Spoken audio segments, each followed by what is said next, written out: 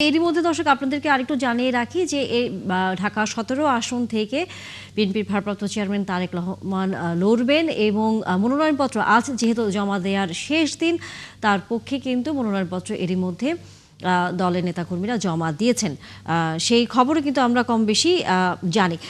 যেহেতু বিএনপির ভারপ্রাপ্ত চেয়ারম্যান তারেক রহমান এই মুহূর্তে নয়াপল্টনের উদ্দেশ্যে রওনা হয়েছেন, সকাল থেকেই তাকে স্বাগত জানাতে, তারকে এক নজর দেখতে এবং তার কথা শুনবার জন্য দলীয় কার্যালয়ের সামনে কিন্তু অসংখ্য নেতাকর্মীরা সেখানে জড়ো হয়েছেন। আমাদের সহকর্মীরাও কিন্তু সেই খবর জানাচ্ছিলেন। এই মুহূর্তে আমরা এখন সেখানকার খবর একটু জানবো। আমাদের সহকর্মী মোহাইমুল খান অপু যুক্ত হয়েছেন তার কাছ থেকে।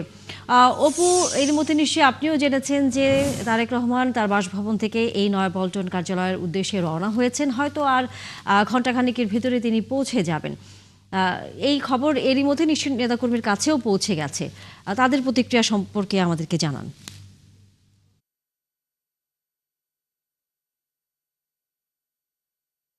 দেড় যুগ পরে নয়াপল্টনে বিএনপির যে কেন্দ্রীয় কার্যালয় রয়েছে সেখানে কিন্তু বিএনপি নেতাকর্মী তারা এখানে রয়েছেন। তাদের ভিতরে যে উচ্ছ্বাস আনন্দ সেটি কিন্তু আমরা দেখতে পাচ্ছি। আপনি যেমনটি বলছিলেন যে তারেক রহমান কিন্তু ইতিমধ্যে রওনা দিয়েছেন নয়াপল্টনের কেন্দ্রীয় কার্যালয়ের পথে তিনি রয়েছেন, অর্থাৎ হয়তো কিছুক্ষণের মধ্যেই তিনি এখানে এসে পৌঁছবেন। তার আশাকে কেন্দ্র করে বিএনপির নেতৃবৃন্দ এখান থেকে দুপুর থেকেই কিন্তু তারা এখানে অবস্থান নিয়েছেন এবং নানা স্লোগানে কিন্তু এই বিএনপির যে কেন্দ্রীয় কার্যালয়টি রয়েছে নয়াপল্টনে সেখানে কিন্তু নানা স্লোগানে তারা মুখরিত করে রেখেছেন। অর্থাৎ দীর্ঘ ১৭ বছর পরে তিনি এই কেন্দ্রীয় কার্যালয়ে আসছেন। অর্থাৎ ২০০৬ সালে কিন্তু তিনি এখানে প্রথম এসেছিলেন, আমরা এমনটাই জানতে পেরেছিলাম। এখানে বিএনপি নেতাকর্মীদের সাথে আমরা কথা বলেছি, তারা অনেকেই উচ্ছ্বাসিত। তারা যেটি বলছেন, আসলে গতকালকে গুলশানে বিএনপি চেয়ারপারসন কার্যালয়ে তিনি প্রথম অফিস করার পরে আজকে এখানে আসছেন। সেহেতু সাধারণ নেতাকর্মী যারা রয়েছেন তাদের ভিতরে কিন্তু সেই উচ্ছ্বাস রয়েছে। সামনে নির্বাচন, সেই নির্বাচনে ঠিক এই সব মিলিয়ে বিএনপি প্রতিটি নেতা কর্মীদের ভিতর তারেক রহমানকে আশাকে কেন্দ্র করে, দেশে আশাকে কেন্দ্র করে যেমনি উচ্ছ্বাস রয়েছে, তেমনি কিন্তু এই নয়াপল্টনের কেন্দ্রীয় অফিসের সামনেও তাদের সেই উচ্ছ্বাস আমরা দেখতে পেয়েছি।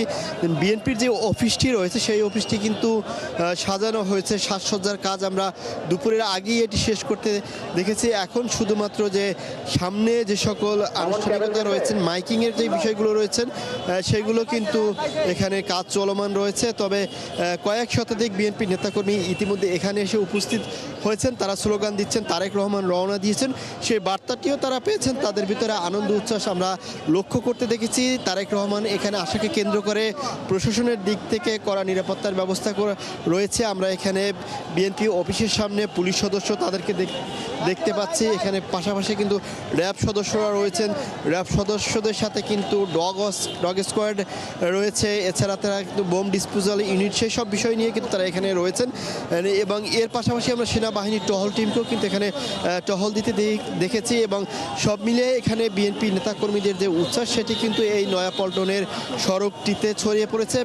তারেক রহমান যখন এখানে এসে পৌঁছবেন তখন কিন্তু এই নেতাকর্মীদের যে ভিড় এখন দেখতে পাচ্ছেন তারও কয়েক গুণ বৃদ্ধিভাবে অনেক নেতাকর্মী ইতিমধ্যে মিছিল নিয়ে, খণ্ড খণ্ড মিছিল নিয়ে এখানে আসছেন, নানা প্রান্ত থেকে আসছেন এবং তার বহরের সাথেও অনেক বিএনপি নেতাকর্মী রয়েছেন। আমরা যেটি দেখতে পেয়েছি আপনার মাধ্যমে জানাতে চাচ্ছি। এরপর এখানে তিনি এসে এই নয়াপল্টনের যে বিএনপির কেন্দ্রীয় কার্যালয়টি রয়েছে ৬ তলা, সেই ভবনের ২য় তলায় তিনি তার বসার কক্ষ রয়েছে, অর্থাৎ তিনি এখানে অফিস করবেন। এবং ৬ তলায় কিন্তু আমরা জিয়া স্মৃতি পাঠাগার রয়েছে এবং এই কেন্দ্রীয় অফিসটির নিচতলায় কয়েকটি রুম কিন্তু নতুনভাবে করা হয়েছে এবং আলাদা একটি কেচি গেট দিয়ে এবং কয়েকটি রুম কিন্তু সাজসজ্জা করা হয়েছে। অর্থাৎ এই ভবনটি কিন্তু এখন আগের থেকে অনেক বেশি সাজসজ্জা করা হয়েছে এবং নেতাকর্মী তারা এখানে আসা যাওয়া করছেন। এবং এই নয়াপল্টনে বিএনপির কেন্দ্রীয় কার্যালয়ের সামনে তারেক রহমান আসবেন, এখানে এসে নেতাকর্মীদের উদ্দেশ্যে তিনি কোনো বক্তব্য রাখেন কিনা সেটি দেখার অপেক্ষায় রয়েছে। বিএনপি নেতাকর্মীরা প্রত্যাশা করছেন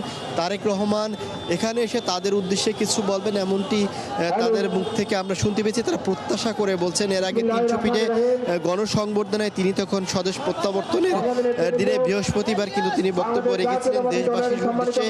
এরপরে পরবর্তীতে কিন্তু আজকে এখানে আসবে, যেহেতু এখানে সড়কটিতে ইতিমধ্যে কিন্তু এখানে অন্যান্য বিএনপির যে সকল নেতাকর্মী রয়েছেন তারা কিন্তু বক্তব্য রাখছেন। তবে কেন্দ্রীয় নেতৃবৃন্দ কয়েকজন তারা ভিতরে রয়েছেন। বিএনপি মিডিয়া সেলের সাথে আমরা কথা বলেছি, তারা যেটি বলছেন যে এখান থেকে এসে তারপর তিনি এবার কেয়ার হাসপাতালে তার মা যেখানে রয়েছেন চিকিৎসাধীন অসুস্থ অবস্থায় আইসিইউতে, সেখানে তার যাবার কথা রয়েছে। তবে তিনি কিন্তু ইতিমধ্যে পথে রয়েছেন, আর কিছুক্ষণের ভিতরে হয়তো। ধন্যবাদ মহিবুল খান অপু। আপনার মাধ্যমে আমরা দেখছিলাম যে নয়াপল্টন কার্যালয়ের সামনে নেতাকর্মীদের ভিড় এবং কিছুক্ষণের মধ্যেই তারেক রহমান সেখানে পৌঁছাবেন এবং নিশ্চয়ই এই নেতাকর্মীদের প্রতি দিক নির্দেশনা দেবেন, সেই খবরও আমরা আপনার কাছ থেকে জানবো। এখনকার মতো ধন্যবাদ আপনাকে। দর্শক, আমাদের সহকর্মীরা যুক্ত ছিলেন বিএনপির দলীয় কার্যালয়, কেন্দ্রীয় কার্যালয়ে। এরই মধ্যে তারেক রহমান মাঝপথে রয়েছেন, সেখানে তিনি পৌঁছাবেন, সেই খবরাখবর নিয়ে।